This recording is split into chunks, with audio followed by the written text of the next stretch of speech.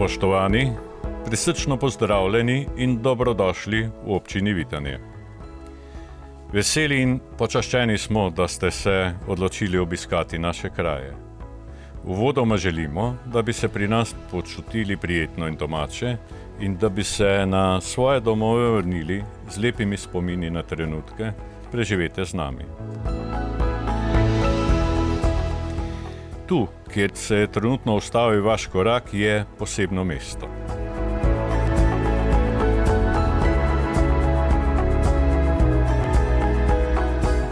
Vitančani mu rečemo tudi dnevna soba Vitanja. Narečno pa bi po naše lahko temu rekli hiša. Tako smo namreč imenovali do nedavna največji prostor v hiši, kjer se je nekoč jedlo, grelo na peči, predlo volno, ličkalo in luščilo koruzo, tu se je pelo in plesalo, bil je prostor za svadbo in sedmino, po zimi tudi za rokodelsko delavnico, pa tudi obvezno za koline in še kaj bi se našlo. Seveda je ta naš skupni dom, ta naša skupna dnevna soba precej drugačen od tiste nekdanje, poprej opisane. Čisto enake hiše, kot je ta, ni moč najti na vsem svetu.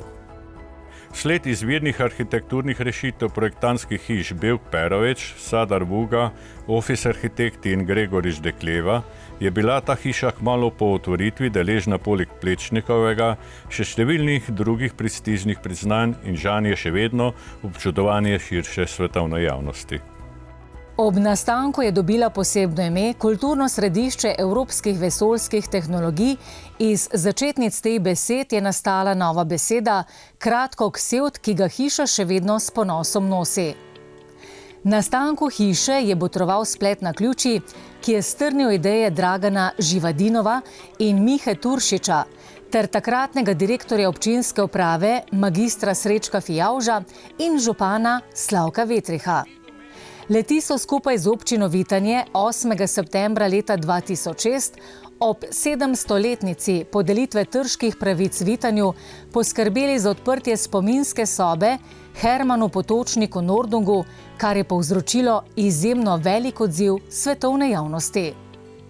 Vitanska vesoljska zgodba je še istega leta predstavljena političnemu vrhu Evropske unije v Bruslju. Razstava je romala na slovensko ambasado v Washington, Potočnikova knjiga na Expo v Šanghaj. Spodbojena s pismom takratnega evropskega ministra za kulturo Günterja Verheugena se je preimenovana četverica lotila izgradnje te hiše, katere otvoritev, ki je bila največji dogodek vseh časov v Vitanju, se je zgodila 6. septembra leta 2012. Danes v tej hiši deluje javni zavod Center Nordung pod okriljem Ministrstva za gospodarstvo in občine Vitanje. Zavod in ekipo zaposlenih vodi direktor dr. Dominik Kobold. Galerijski del, ki ga boste obiskali danes, je od takrat do danes zapolnjen z različnimi razstavami, vezanimi na vesoljsko tematiko. Na začetku vam bo posebej predstavljeno življenje in delo vitanskega rojaka, velikega pionirja vesoljske znanosti Hermana Potočnika Nordunga. Med drugim boste izvedeli tudi, zakaj je bil tako dolgo umaknjen v pozabo. Upamo, da boste z vsem predstavljenim zadovoljni.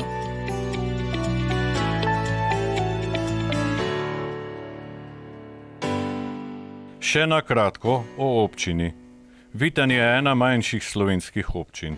Razprostira se na približno 6000 hektarjih po pobočjih južnega dela Pohorja, Stenice in Paškega Kozjaka, kjer se nahajajo zaselki Brezen, Spodnji Dolič, Paka, Hudinja, Vitansko Skomarje, Ljubnica in Stenica. Center Vitanja s približno 900 prebivalci je umeščen v prijazni kotlini. Prstenasta poselitev, ki jo tvori impozantno staro trško jedro v navezavi z novejšimi povezavami okrog dominantne hriberške cerkve na hribu, vključuje tudi poselitveno področje okrog Farne cerkve, kjer se nahaja šola, tu je župnišče, tu so trgovine, gostinski obrati, zdravstveni dom in še kaj.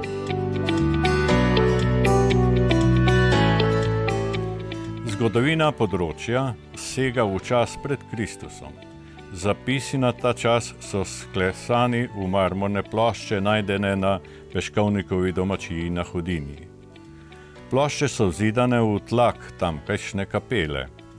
Zgodovina piše, da so tam blizu Rimljani v tistih časih lomili beli pohorski marmor in ga odplavljali in tovorili širom imperija. V slovenskem prostoru je ostal najbolj prepoznan pomnik iz našega kamna, med drugimi rimska nekropola v Šempetru v Savinjski dolini.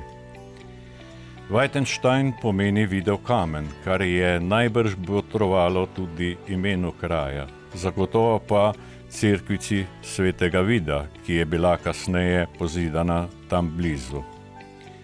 Poleg omenjene cerkvice se Vitanje ponaša še z dvema podružničnima cerkvama, in sicer Svete Marjete v Spodnjem Doliču in Svetim Antonom v Breznu.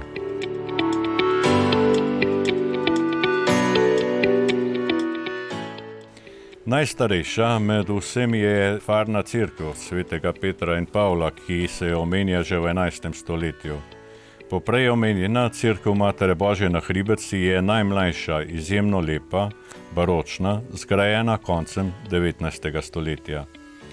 Vseh 5 cerkva je bilo nedavno tega temeljito obnovljenih, na kar so naši farani lahko ponosni.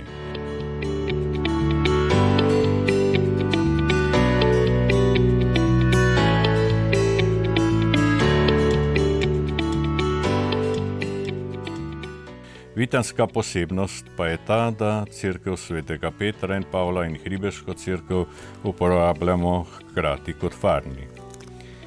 V Stari in Spodnji se vrši božja služba od dneva mrtvih do velike noči, na veliko noč pa se slovesno procesijo selimo na Hribetco, kjer ostanemo čez poletje.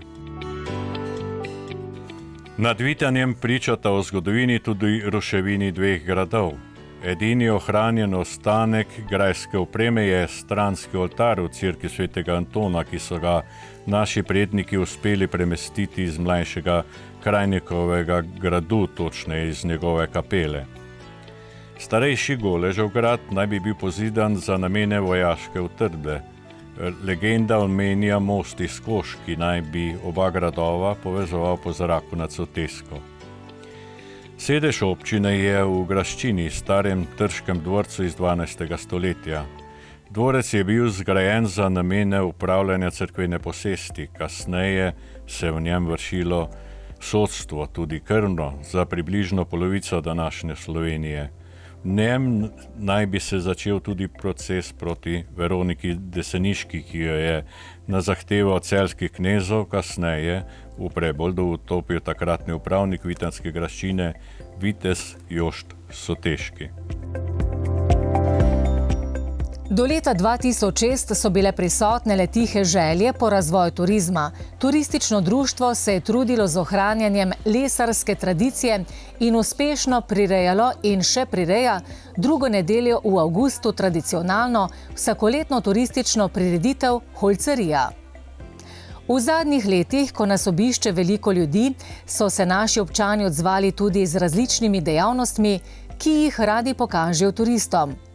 Poleg omenjenih rimskih nagrobnih plošč si je na Beškovnikovi domačiji na Hudinji moč ogledati zanimivo staro kaščo in preužitkarsko hišo. Zanjo skrbi turistično društvo Sveti Vid, ki vas hkrati vabi tudi na zanimive oglede nekdanje steklarske vasice Rakovec, kjer je nekoč delovala ena od najmočnejših pohorskih steklarn, edina, ki je izdelovala barvno steklo. V Spodnjem Doliču domuje in ustvarja goslarski mojster, izdelovalec izvrstnih violin Pavel Skaza, ki vas z veseljem povabi na ogled svojega ateljeja.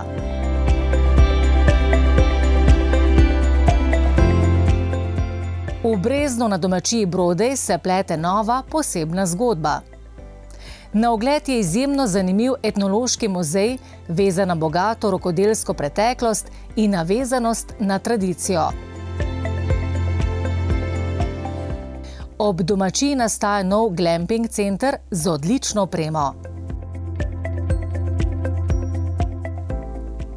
Na domačiji Polenšek, le streljaj iz centra Vitanja, diši po pečenih postrvih že vrsto let.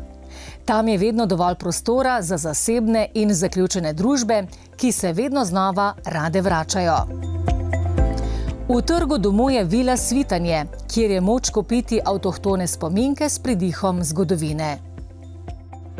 Občina Vitanje je za potrebo promocije in sodelovanja vseh akterjev na področju turizma ustanovila tudi turistično-informacijski center, ki je lociran v Ksevtu, vodi ga gospa Tanja Tamše. Vitanjčani smo veseli ljudje. Tu je doma veliko glasbenih talentov, ki s svojim ustvarjanjem lepšajo vsak dan in trosijo dober glas širom naše domovine Slovenije in tudi preko meja. Ob vsem navedenem je še veliko skrivnih kotičkov, zanimivih planinskih poti, kolesarskih povezav, konjeniških poti, za katere skrbi konjeniško društvo Petreje iz Hudinje. Ne smemo prezreti odlične gostinske ponudbe, gostilne Kuzman v Vitanju in gostilne Čebelica na Hudinji, kjer je doma izjemno okusna hrana in prijazna postrežba. Za konec naša skupna želja. Naj vam bo v Vitanju lepo. Želimo, da bi se počutili prijetno in domače in da bi se še velikokrat vračali v naše kraje. In če vam bo všeč, povejte to še komu. Hvala za pozornost in obilje dobrega počutja med nami.